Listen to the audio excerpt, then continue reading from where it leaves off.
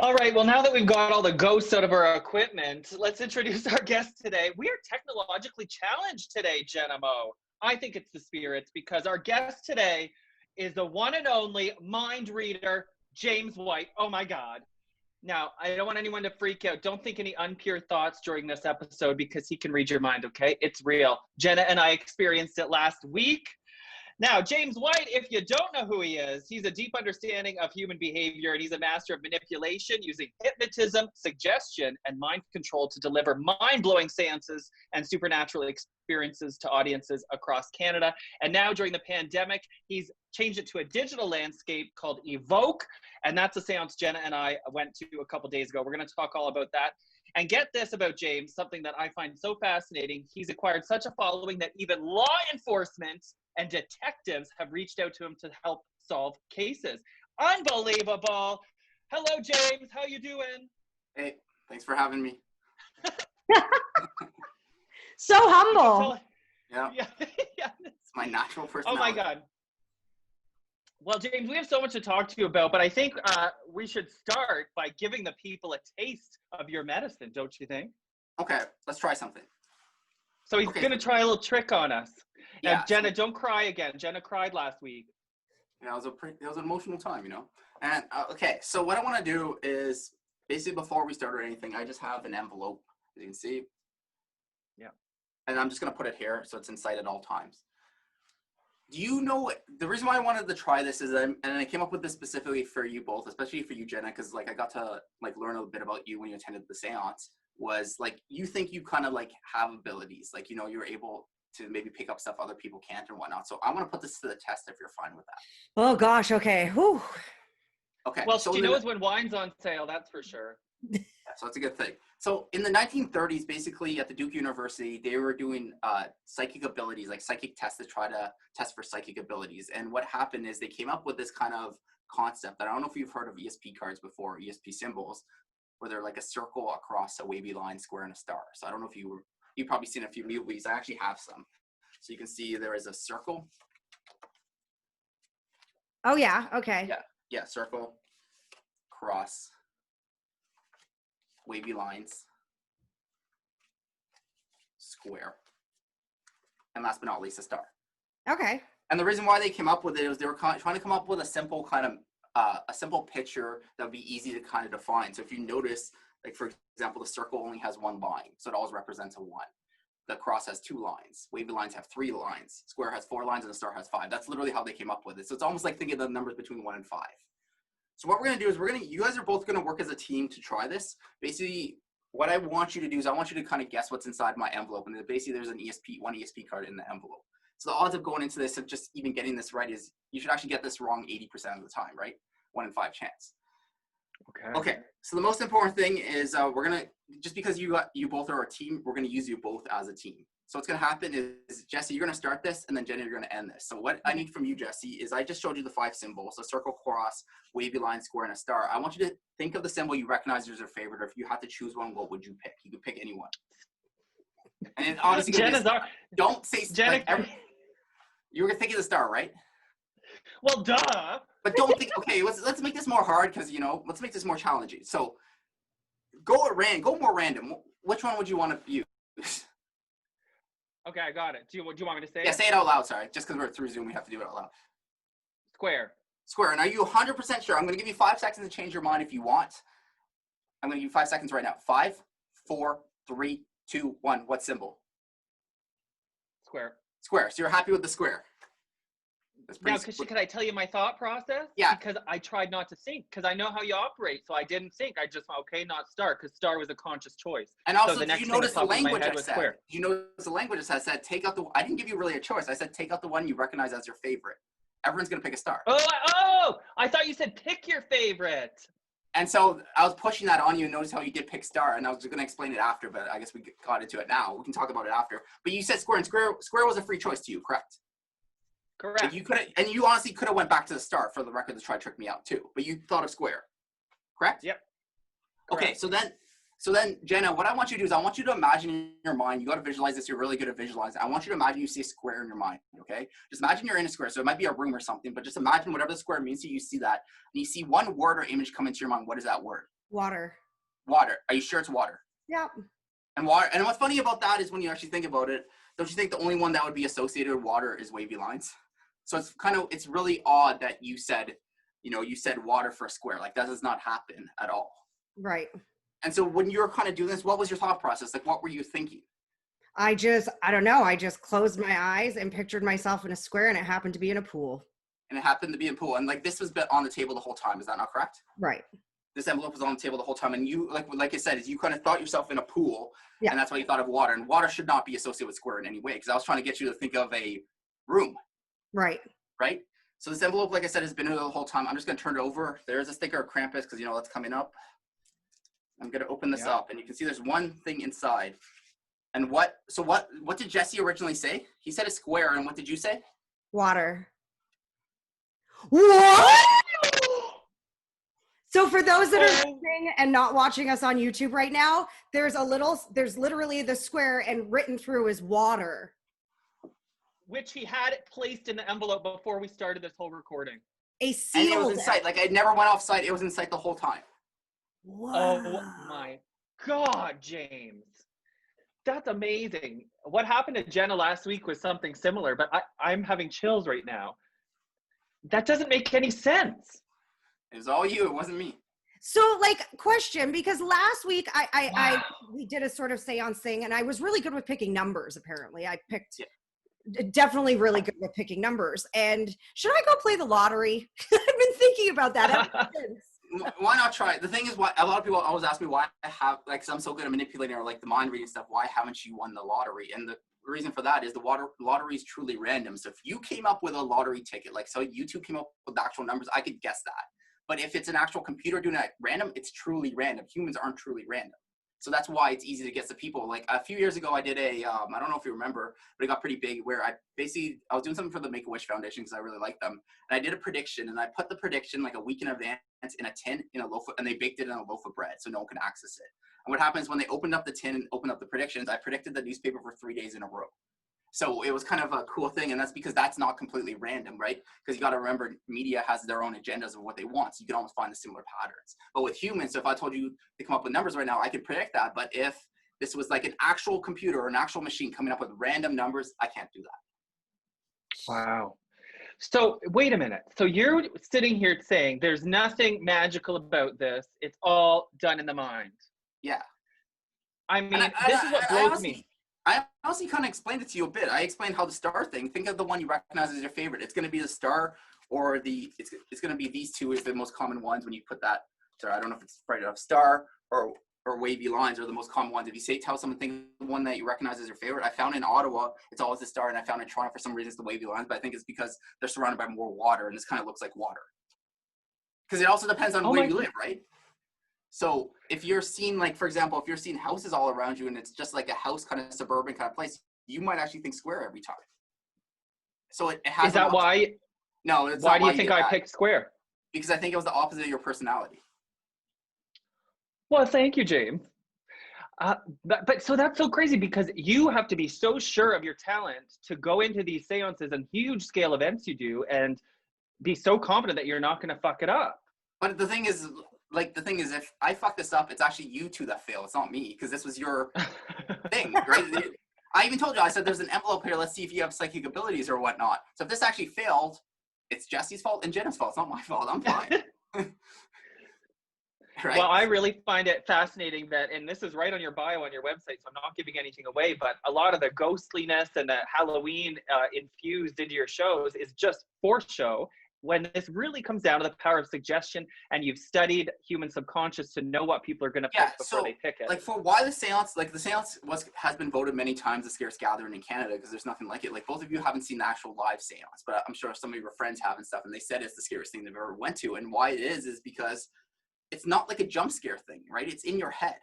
So even like Jenna with Evoke, we did this digitally, and you had a pretty emotional connection at the end, where you were able to guess stuff that you didn't even say out loud, and you basically were able to guess specific things that you did not tell us until after I showed you it, and that's kind of where you were like, I felt that in my mind. How do you explain that? To someone who's never done this before, how can I ever take that away from you? Right? How can you explain that? you know, as a kind of, I can't take anything away when people have stuff. It's not that I don't believe in the paranormal or I do believe in the paranormal, but it's like when people have experiences, how can I actually take that from them? Because they had it. It wasn't me that had it. You know, and that is my argument with a lot of people that like to go to mediums. And there's the other group of people that say, oh, these people are stealing money from them. It's horrible. And I go, but for me, for example, like my first experience, I wasn't expecting anything. And you know what, whether it was true or not, it gave me a sense of peace, and it helped me move forward and heal from my friend's very tragic passing. And that's how I feel like, well, who are we to take that away if it helps someone in some way heal or move because forward? like a lot of people say mediums are like the cheap psychologists, right? If you can't afford a psychologist, you can afford a medium kind of thing. If you look at it in that sense, it's not that bad. For me, my views, if you're interested in my actual views, it's not that I don't believe in mediums, it's that I haven't seen one that's convinced me. Because if they're using similar techniques I'm doing, how is that real? Another thing is, if you look at Wicca and stuff, Wicca says if you have the powers, you can't charge people. So the thing is, I have a lot of friends who I believe, like even Jesse, you know, Tammy, I think she has an ability for that. So the thing is, I do believe a lot of my friends, a lot of people I know have it, and what could be considered a medium, but they don't charge people. So I'm more likely to listen to them than someone's charging $500 an hour, you know, because they're not charging you to help you. Because that's kind of what the Wicca even said. So Right. It's just amazing. Let's talk a little bit about what happened during the seance last week. We won't give anything away, but what blew my mind was Jenna accurately chose the date that a woman had passed away. 365 days she could have picked from. So what you're saying, you did something to subliminally make her choose that date? I'm saying she picked it up. Yeah, but you knew she was going to pick it because it was in the envelope. Oh, no. It was on the tape, like it was on the back of the photo, right? Yeah, right. Sorry, yeah. And so what's funny is you all as a team kind of picked the photo. Whatever had the most votes, we focused on that photo. And then Jenna, for some reason, because she was telling us the stories and that she had like good intuition and stuff, I said, let's try this. Because even if she was close, I still would have counted it. It didn't matter. Why not go for the risk? You know, it's kind of how I look at it. Because it's called, like we sometimes call it the miracle. And what that means is you go for these risks, because if one risk works out, everyone remembers it. But if it doesn't work out, you don't. It's a common thing with psychics and mediums is you remember the hits, but you don't remember the misses. Right. But that's quite a hit. That's a pretty big hit, yeah. Yeah. But the other thing for me, what the biggest hit was basically like, without revealing, like Evoke's done, like it's retired, like it's not happening no more, like it's retired. Like when you were basically like the information, like from my friend about, you know, the person we focused on, she was. What's funny about the information was basically you said because basically I had you in kind of like a trance-like state at one point. Mm-hmm. And what you said basically when you're in your mind, everything you saw from like when you read the letter at the end or the email that I sent at the end, you said basically you saw that in your mind. And that's what's kind of creepy about this.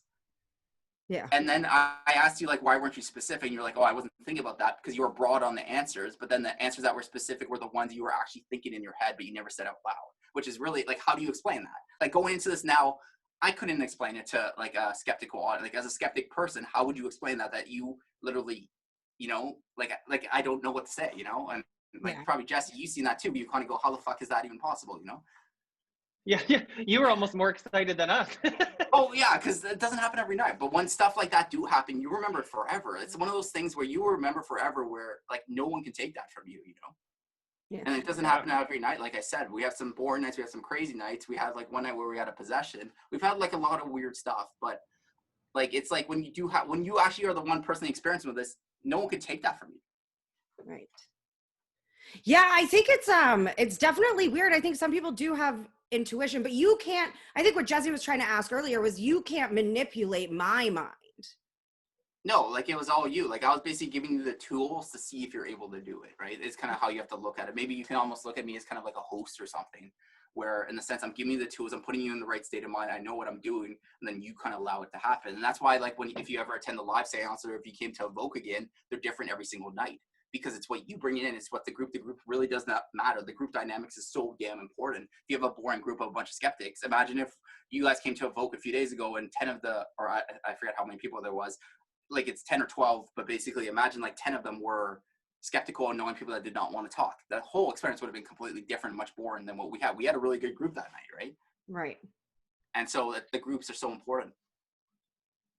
Well, obviously we came to the wrong night because the very next night after the one we attended, you had that possession you're talking about. What Yeah, happened? and that was the only possession we've had at a vote. Because the thing is, think about it. Like at Beverly and at like Manchester and Black Creek and like all the other seances we've done, I think I've had 5 like actual. If you want to believe in possessions or not, I'm on the fence about it. But I've had 5 of them that we can say that something happened. Then we had one with Evoke on Saturday, and so I was up all night dealing with that because it was pretty insane. What does that look like? Like what? So what Yeah. basically happened was, so there's 2 people, and there's, I don't want to say their names because I didn't ask them, but I have like we're gonna be posting something about it soon. But there's 2 people, and basically what happened is we'll call person 1 John and person 2 Billy. And so what happened is John was more talkative, but Billy was always looking down like this.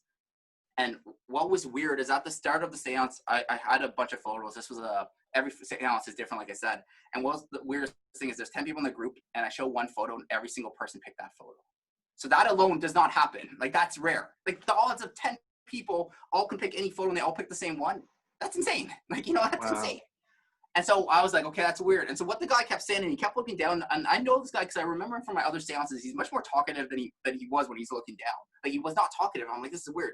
And then halfway through the seance, John goes, Billy is having issues right now. He thinks something is grabbing his leg. And so what happened, what he said is ever since I showed the photo, he felt like something was grabbing his leg hard. And he can't get go. So what happens, one of the reasons I tell you to bring items is so you can ground yourself. So next thing you know, we're spending like 5 minutes of me making him walk around and try to ground himself so he's not feeling anything. And what happens is then he's like, okay, I'm feeling a little better, but I'm not. It's still there. It's not going away. And then what happens is his friend now, all of a sudden, John is going, I feel like that presence is watching over us right now. Like she's there. Like it feels it. And so they're freaking out because they're feeling like something's going into them. And so what happened was at the end, I was kind of like, okay, let's try something a little different. Firstly, Billy, you're saying you're grounding or you're connecting with this person. And the person's name was Suzanne. And what happened, so I said, is I held the picture of Suzanne to him, and I said, a name's going to come into your mind, or something's going to come into your mind, and it's going to mean something to you. And he said, she has a cat named Felix. And I said, what color's the cat? And he said, orange. He was wrong about that, but basically, Suzanne did have a black cat named Felix, which was kind of cool that he got that. And then what happened was, so at the end, I basically said, let's try something. So I turn over the photo, and I put the envelope on top, and then all of a sudden, both of them say the presence is gone at the exact same time, right when I did that. And so it was almost like we had to cover up. And so what happened is Billy and John, both of them, like, because Billy's feeling it around them, he's like, it's gone. And then he's like, and then John said that, and then Billy's kind of like, oh, the pain's gone, it's good. But then what happens is around 20 minutes later when we're done, he messages me and goes, something's wrong with Billy, like he's not right. I know Billy, like his personality, everything's wrong right now. And so what happens is, and then what Billy's thinking is he got partially possessed, like something went into him, but he didn't think it was the kid. He thought it was the person who killed Susie, which is interesting because I don't know anything about that person. And then what happened is they had a medium friend who kind of was like next door or something, or like they're staying at the house or something, I don't remember. And the medium friend said when the seance and Evoke was going on, they weren't paying attention, but they were walking in the kitchen to grab stuff. Every time they were walking in, they felt weird, like a buzz in their ear. But then when the experience was done, it was gone. And so then what happened is the medium thought that he was partly possessed. So they were doing all this stuff, saging, grounding, and all this stuff for like 2 or 3 hours, and he wasn't getting better. And then he sent me a picture. Basically, you see his leg, and his legs are hairy. But then there's just like one bald spot where he says where he was being grabbed at, which was kind of a weird picture. Whoa. Oh my. And then like, so we're calming down, we're trying techniques, we're trying to like get it. He believes like they I don't know if they tried the Ouija board, but the medium tried to help him, and the medium felt it as well, and was basically saying like, it's not Susie, it's the person who killed Susie. And so Susie died from a car, like she got hit by a drunk driver. And I don't know much about the drunk driver. And so then what happened was like they're focused on that, and then I messaged him like the next day, and they said like he's back to normal, he's fine, he's not going to play with the occult or anything for a bit, but he's 100% coming to your seance next year. So I was like, oh, that's nice. So they thought that he actually got possessed, and the thing is they came to the seance last year, none of them got possessed or anything, and they said like this was much like they can't explain it because Nick, his personality completely changed. It was almost like something was in him, is kind of the best way they could describe it. So that was a cool thing to be part of on the last day of Evoke, right? So during a seance, and is this why, like, is it said that the spirit of the person, so in our case, the one that we showed the picture of, is kind of the one that's like giving you those numbers to throw out?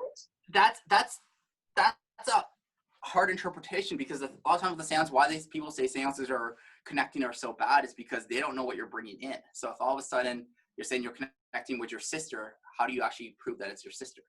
Right. Could it just be, and that's the issue. So no one knows the answer to that, and no one can really say, but that's one interpretation of it, is where basically you were connected to her on a different link. You just felt something about her, and that's why you were able to do all that stuff, right? Right. Because like I said, is with your experience specifically, it was crazy, Jenna, that you had a crazy experience at it. Is how would you explain your experience? I had no idea, I just didn't think. And I think that was what the most important part of it was, is I really didn't think. And the one time I did think, which was the initials, because you kind of caught me off guard that I had to answer right away really quick. So the first time it was give me 2 letters, and it was FT, but I stuttered on the F. The rest I didn't stutter on. Yeah. And it ended up being a P in real life, a PT. Or no, sorry, I said PT and it was FT. Yeah, and so you kind of know what you did wrong after you kind of look at the whole spectrum, and then I kind of explained to you the reason why we talked about it at the seance. But then when we were doing the automatic writing and trying to get you in that state of mind again, you now knew what you had to do. Right. You kind of knew you had to go into that kind of state of mind where you can't think too much, because if you think about it, it becomes bias. You don't want bias. You just want to let it flow, let it happen. Right. Yeah. Now, Jesse, how do you feel? Because Jesse is like, I'm not going to say you're a skeptic, but you are not really there. Well, I like to have proof. And what I appreciate so much about Jaymes and listening to him talk is that a lot of the time you have psychics and mediums kind of at war with each other, like, dismissing each other's craft. And here's Jaymes, who says he uses the power of suggestion and subconscious, but you're still willing to believe in the occult and that there could be spirits come through, which I think is awesome. We've had a lot of stuff at the seance, and we could even do a whole podcast if you want later on, just some of the seance stuff, because we have videos, we have footage, we have had so many weird stories that I cannot explain. Like, I could share one right now if you want. Do you want one? Or, of course. Yeah, sure. We've had so We're many just waiting. Yeah, we've had so many weird ones where I sit there and I go, how is that even possible? So like one night, basically, this was 2 years ago, we were doing a seance, and some lady was telling a story of like something that happened to her. And what basically happened was she was at the hospital and her father passed away, and she kind of said, like, Dad, I need to make sure that you're still here. I need to feel that. And what happened is she went to the bathroom and she saw a white feather on her shoulder. So she took that as a sign that that was her father watching over her. So then what happened is she took the feather, she put it in a book, and eventually it disappeared or something. So she tells everyone the story, and it was like an emotional story. You can see the audience kind of like tearing up a bit and stuff, and like, that was kind of fun. And then what happened is later on in the night, we're all sitting there and we're asking for signs, and then I'm not kidding you, there was a white feather at her foot, like at her foot. And everyone just started crying and stuff. And I was like, how is that even, like, that does not make sense. Like, that's not me, like no one ever talks about my seance and goes, oh yeah, we saw a feather. Like, I've never heard that in my whole life. And why is there a white feather on her foot? And it was clearly not there because we move around all the time. So how is there a white feather on her foot at one time? Like later on. Wow. And so when you go to that, you kind of go, okay, there is like psychological explanations. Like maybe there were kids there during the day and they were doing crafts, even though there wasn't. But you're trying to think of a logical way to explain it. But then the other side is like, if something happens like that, I'm going to give them the credit all the time they want. I'm not going to dismiss it because that's such a dick move, Right. Like you never want to take away anything from the audience and what they experience. And like, because you both haven't experienced the actual seance, the seance is so different. Like the live seance are so psychologically different. Because you're going to a haunted location, like you're going to a famous haunted location, and then we're doing a seance. It's pretty insane, right? You get free access to the whole houses. And so it's such a different kind of feel. And that's why I think it does so well, is because you get an experience that you've never had before. And even like Jenna, you could say you've never had an experience like that before. Like from Evoke, and Evoke's through Zoom. It's a totally different world, right? Well, and I think that's what a lot of people want to know too, is how are you able to do these things now? Because you said it relies so much on the group and so much on their energy. And how are you able to adjust by doing it digitally? I don't know, because what basically happened was it was one of those things where, like, I make 60% of my finances from my seance because they're so big. And all of a sudden you don't have a seance this year, and you kind of go, how am I going to survive this year? And so one of my friends named Elise, she basically said, you got to do this online. I'm like, no, I don't know how to do anything online. I don't even know how to turn on my computer, kind of thing. And then we decided on October 1st to do it online and go live October 16th. So it put me on a spot to come up with something. And the most important thing is I didn't want to come up with something that was half-assed. I didn't want to come up with something where people would go, that was okay. And we just got lucky. I don't know how it happened. I put it together, and then, it started rolling with it. Everything sold out, and the media was like, the reviews were insane. And I'm all like thinking to myself, I don't know how this happened. Like, I don't know why it got so good. Like, the number one focus when I was writing it was basically it needs to be about the audience. Everything has to happen in your house, not my house. Because if all of a sudden, if we're doing a seance, I'm sitting here and my chair falls down, you obviously know it's something stupid. Like, you know, it's like a rigged chair. You see what I mean? Like, it's not real. But if it all happens in your house and it's an emotional thing, and we've had nights where like people started the automatic writing, all their lights turned off and then they came back on when do it. We've had so many crazy stuff from Evoke. So it was kind of a friggin' insane thing that I don't even know how that happens. Where like, you know, and even you had a crazy thing, you know, with the thing, and we've had so many weird things, and I don't know. I want to say luck, but I don't know what it is. But I'm like when I look at this might be one of my bigger accomplishments because to get that kind of mental feeling to make people cry and stuff through actual Zoom is, I think, pretty impressive. Well, you're also able to reach a lot more people in all different areas. People don't want to do Zoom, right? So like my Beverly's all sell out. So there's around 2,400 tickets at $70 a pop. Where this, we were only selling 900 tickets, but it was a harder sell because people are on their computer all day. They don't want to go to an event. They think this is just going to be a meeting. But then the number one compliment I got was like, wow, it felt like I wasn't on Zoom. And that was kind of like the ultimate compliment because when you came here, the other complaint was basically it was too short, but I was like, we were here for 45 minutes. It just went fast because we were so into it. So I had to make sure it didn't feel like Zoom when we were doing this. And that's why I only wanted 10 people per session so everyone can participate, they could be involved, have stuff happen, because I don't want this to be like just a Zoom meeting because everyone complains about how boring Zoom meetings are. And so I think if you don't know who I am, so say I'm going for a new target audience, they're not going to come because they don't know what this is. They're just going to think, oh, it's just some Zoom thing. Why not just watch YouTube? But if you actually come to this, you go, wow, that was a crazy experience I've never had before in my life. I actually really, really enjoyed it. And Jesse knows this, and anyone who's followed us for years, I'm quite squirmish. Yeah. I do get freaked out quite easily. Like energies really like freak me out. So, yeah. But this was very enjoyable. Like everything, if I could describe the way it made me emotionally feel, it was a very warm experience. And that's what I was going for. I was kind of going for like with Beverly and stuff, it is warm, but it's also very, very dark. Like if you read the reviews and stuff, like it's like some people have had some bad stuff. Yeah. But with this, I didn't want that. I wanted this to become a warm, showing the gift you all have. So basically the message when I was writing with the moral of the message is basically everyone doubts their intuition, but when has their intuition actually been wrong? So let's prove this. It's kind of what the message of the whole story. And then like when you come back to it, kind of like Jesse and Jenna, both of you come back to this, you evoke and you kind of go, you know what? Maybe I'm going to trust my gut more often when, you know, say I wanted this job, but I didn't apply because I didn't think I was good enough. Maybe I am good enough because my intuition's telling me I am. So it's kind of trying to give you positive reinforcement and positive kind of confidence. It's kind of what Evoke was designed for. It wasn't designed to be scary. Yeah. Well, if you want to make it even warmer, get rid of that Andy doll. Oh, no. That thing is a little scary. So can you explain, so like for the people at home, this is a haunted doll that you have. And how old is this doll? Oh, it must be 80 years old at least. And why do you always have a haunted doll with you during? So it's not always a doll. So basically what it is basically every time we do seances, I bring new haunted items in. So people send me their haunted items. Like I just recently got an owl that's very haunted and I'm sleeping beside the owl to see if anything happens right now. And so like I have like around 300 of these haunted things. And basically this one got really famous in Toronto last year. And so everyone basically was asking to bring Andy into Evoke. So I was like, okay, fine, I'll start. Like we added that just because so many people wanted to see Andy again. And like Andy's weird because like this is real human hair, for example. That's how they used to make dolls back then. You know what? She gives me the same feeling. Have you seen? We actually caught her move on her own a few times. Have you seen that video? No. Oh my God! What? I'll send you the video after. But we actually caught her move.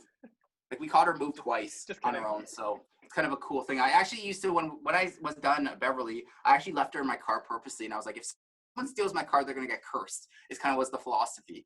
And so I left her in my car, but now like she has a spot in the house. So you know, I have to say that she gives me the same gut feeling that she gave me the first time you whipped her out during that seance. Of like she makes my stomach hit the floor. There's a lot of people say there's something like people. I didn't see it. We weren't able to catch it on cameras, but people were saying that there's parts where she jumped at people. Like I don't know how true that is. It's not that. She doesn't give me like she's gonna hurt me vibe. Just like a keep your distance, kind of like cats, you know. I respect them, but I'm gonna keep my distance from you. There's an energy. Yeah, it's some kind of energy, and it's just weird how like three children who don't know each other all had a, you know, they all named her Andy. You know, like an imaginary friend named Andy. It does not make sense. You know, the odds of actually that happening. And it's a boy's name. That's why it's also weird. And like we're doing kind of a test. Like I don't know if you saw the Marilyn Dennis segment. We're doing a test of basically we went to a bunch of children, like a bunch of children. We asked them like spend time with the doll and just come up with the words. And we had like a list of 5 words or 5 common things that the kids associate with the doll. And they were so close on that, you know, when we did that segment. Because so it's weird. Like I didn't want to use Annie too much in Evoke, but so many people wanted me to bring her that I was like, okay, you know what, I'll just put her in, especially because a lot of people were honest. What's weird about the new seance this year was so many people were mad that I wasn't going live, even though there was a pandemic. Like I got so many messages saying like, that was the highlight of my life, and why aren't you doing it again? But I'm like, financially, it cost me like 40 or 50,000 to, you know, put up Evoke before we, or not Evoke, to put up the next seance before we even start, you know, for marketing, hire, you know, all that fun stuff, you know, renting these $10 million mansions or haunted mansions. It's really expensive. So you can't just put that money down and then all of a sudden no one comes and you go bankrupt. You know, it doesn't make sense. And so a lot of people didn't see that side, but that's a compliment that they see when they're coming to my seance. They don't see it as like going to like the theater or anything. They're going to an experience, and that's the ultimate compliment. You know what I mean? Like it's not, and that's kind of what I like.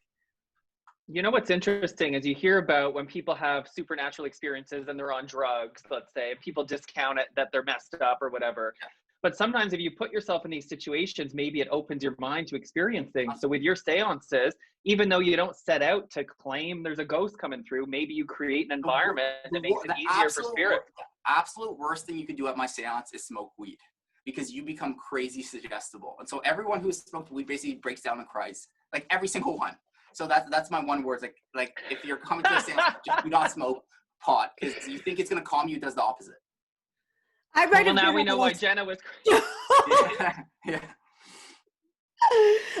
So you have, and I will say that Andy looks amazing for her age, honestly, for being a toy for 3 children over 80 years. You know, she looks really good, which is also kind of adds to the creepiness of the whole vibe. Yeah. But you said you have over 300 haunted items. Yeah. And 90 weekly boards. Is there anything that scares you? I kind of go into this, I guess what it is for me is, because like my background is I do have a pretty intense, like I went to school for criminal law and psychology. I train law enforcement. I teach at different universities. I have that whole science background that I kind of go into this going, you know what, I'm just going to be respectful of everything. If I'm respectful of everything, I haven't really had any issues with any of the items, to be honest, but so many people have had issues with the items, but me personally, no.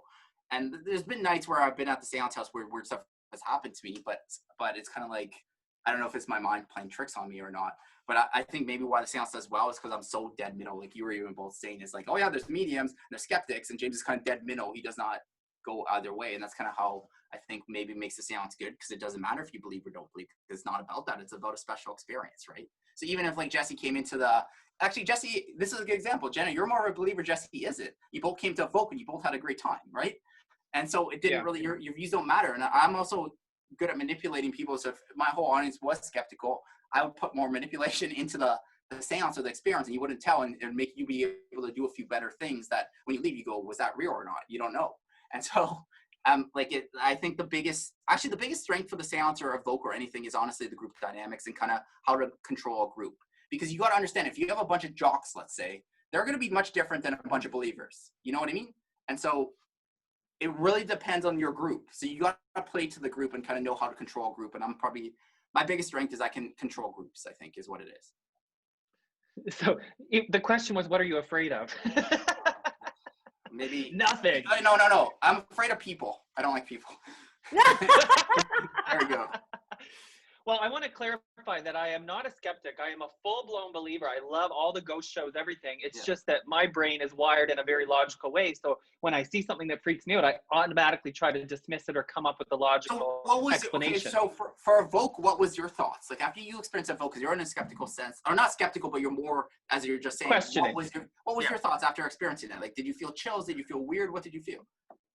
I definitely felt chills throughout, even today, like similar feelings with the whole water and square thing.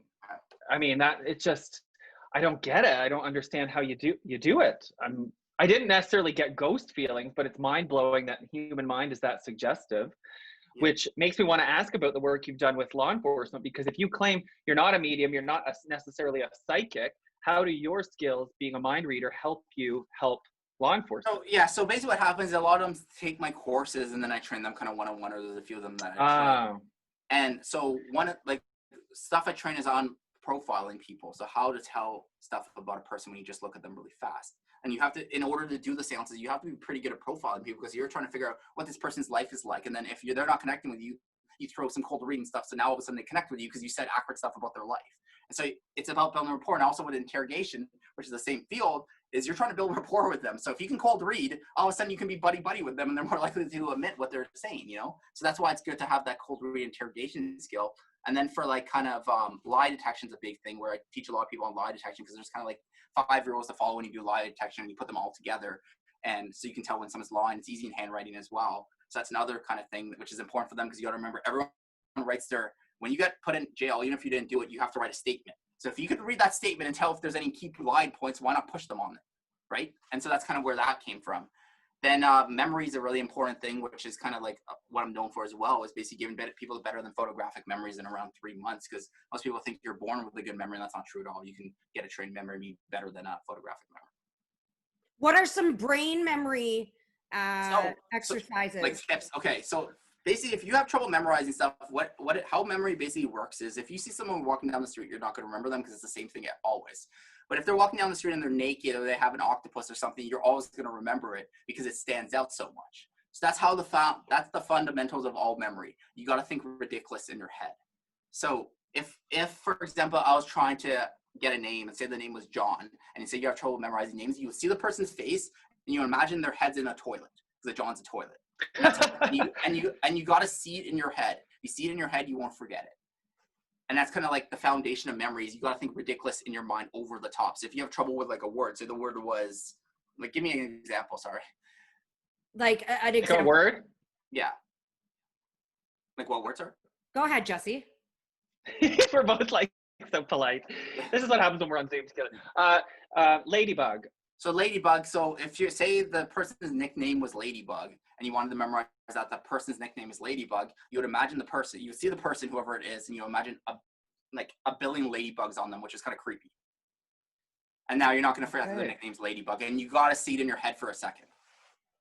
You got to see it as you know, I was in a play in Ottawa last year called The Boys in the Band, and during rehearsal, the director wanted us to do this ridiculous, so we thought, thing to try to memorize our lines. And what he would have us do is read a few words of the script, then close our eyes and tell him the image that came to mind. So he's doing and what happened. So we were essentially turning the script into images. So you didn't remember your words, you remembered the sequence of images, and it actually did help. That's called the link system. So basically what that is they're taking picture after picture and linking it all together as one. So it's common in theater. It's common with like people memorize. Say you have to memorize. It depends on how you have to memorize. If you have to memorize it verbatim, then you have to kind of do more pictures. But if it's just like the concept each time, it's pretty easy. So that's called the link. It's like a link or chain system of memory because you're thinking of it as a chain 1, 2, 3, 4, 5, 6. Because the brain is so like, it's such a like interesting organ. Do you know what I mean? And I feel like as a society, like even when it comes to like figuring out everything about, we just haven't invested as much money as we probably should have into studying the brain, which is why addictions are still a big issue and why mental health is only now getting the attention that it deserves. The things it's capable of that we haven't even tapped into yet just blow my mind. It's making my eyes water right now. But the other thing is even like just simple stuff like memory training. Why wasn't this done in high school? You have to learn all this useless stuff in high school, but why are we not learning about memory training? Because literally I felt like university I did really well in because it was just memory. There's no think outside the box. And I'm kind of like, oh, I went to university. I thought you're supposed to think outside the box, but it wasn't that. And it was just regurgitation of memory. And I was like, okay, this is easy, but why not teach these techniques at a young age? Because imagine how easy school would be all of a sudden. Right, like when they're really little. You know? Yeah, like it doesn't make sense. Like I don't understand it, but maybe it's designed a certain way for certain reasons. But I don't get it. The patriarchy holding us back. Yeah, right. Yeah. So Jaymes, where do you stand on issues like, or not issues, but things like The Secret and this whole movement of the law of attraction, using your mind to manifest your own goals? There's a lot of kind of like culty followings to that. I'm not saying culty, but it's like they say the magic pill. If you do this, it's gonna work. It's not like that. You always need a million things to do it as one. So you remember there's that Q bracelet, and they're like, if you have this bracelet on, your memory is gonna improve or whatever it was. And basically, that's not it. That's all placebo, right? Which placebo effect, for the record, does work. So it does really work. It says like the odds of you actually, when you use a placebo effect, it can be 50 or 60% increase, but it's not because you're smarter and stuff. It's because you're focused on it more. So like, I don't think there's a magic pill for something. I think anything that is worthwhile takes time and work. So even like the memory, if you actually want a true memory and you took one of my courses, it would take you 10 minutes a day for 3 months. But when you're done that, all of a sudden your memory is 1,000 times better than anyone's. And it's life changing. It goes for your whole life, right? And that takes a little bit of work versus, oh, I'm going to put this bracelet and I hope I do well on my test. You're not going to do well on your test. It's going to be the same thing, you know? So people want to find the quick fix, and there's no quick fix. Even like something like weightlifting, you know, you can do all this supplements and stuff, but it's still not a quick fix. It's going to long term, you're going to get a heart attack, or you're going to have all these health issues. Was that really what you wanted? There's no quick fixes in life, I find, or it kind of backfires on you in the long term. And as for the secret, like, obviously, if you're going to want to focus on positive things are going to be popping around you because you're noticing them more often. It's kind of like, you know, like, right. Actually a good example, you know how like mediums say, like, if you see a cardinal, your grandma's looking over you or whatever.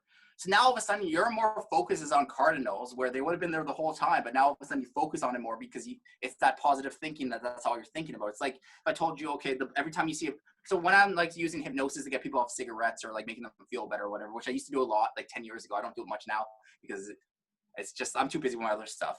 But when I was getting people off cigarettes and stuff, you want to put out positive reinforcement and you want to anchor them. So I would anchor them and basically say, every time you see a blue car, you're breathing and stuff, you're going to feel much better about yourself.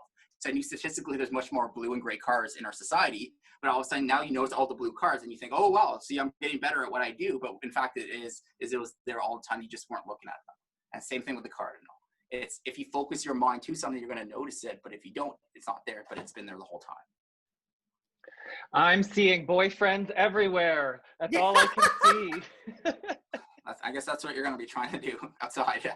Manifest that man. Manifest that man. James, this is fascinating. Do you have a book out, Jay? Have you written a book? A lot of people have asked me, but I don't like that kind of stuff. Oh, okay. Because I was like, yeah, I would buy a book for you that's basically, you could write one that's called How to Trick Yourself.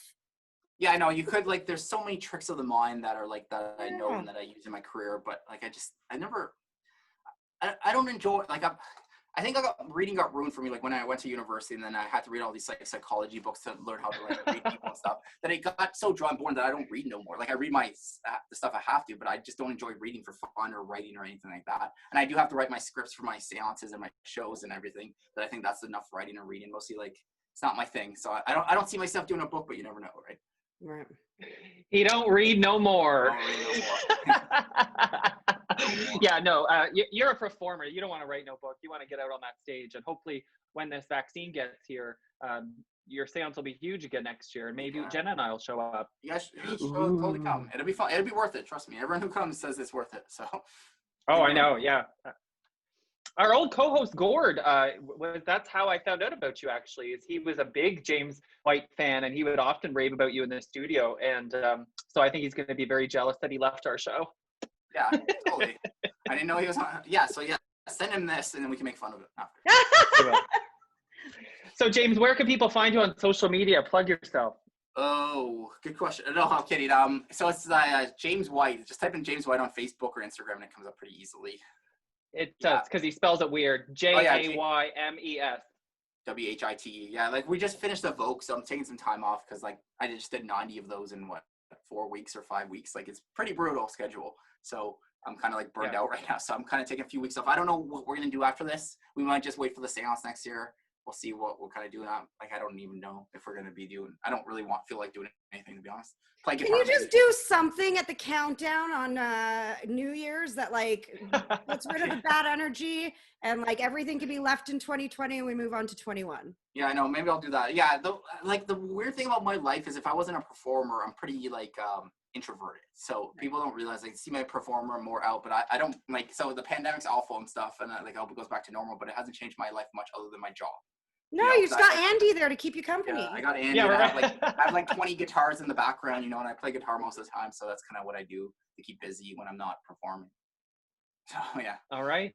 Oh, one last question I forgot to ask, because I know you're a huge Halloween fan and you love monsters like I do. Who is your all-time favorite fictional serial killer? Oh, that's hard. Maybe Freddy Krueger. Oh. I thought you were going to go with Jason. Do you want to, like, I actually have a poster beside him. I won some competition, and he actually signed me a poster saying, like, to Jaymes White, welcome to primetime bitch, Freddy Krueger. So, that was like one of the coolest things I ever had. So That's amazing. but yeah, I would That say is Freddy. cool. I'm also a big fan of Jigsaw. Like, you know, because I kind of like the viewpoint of he's like basically going after bad people. But then what happened is halfway in the series, he went after good people as well. So I was like, I don't know if I, you know, like Jigsaw as much. But I think Freddy Krueger or maybe Michael Myers. Yeah. Because I kind of like that silent Jigs. serial killer. Yeah. I don't like that Jigsaw doll because some nights after too much wine, that's how I wake up in the morning with big puffy cheeks like that. It's just Yeah, Billy, yeah, he's not pretty good. cool. He is cool. Maybe he's a boyfriend for Andy there. Hey. Ew. Or a boyfriend for you. I just told you I don't like the puffy cheeks. Yeah. Jaymes White, mind reader, superstar extraordinaire. Thank you for chatting with us and stay spooky, okay? Thanks for having me. Bye, Andy. Cheers.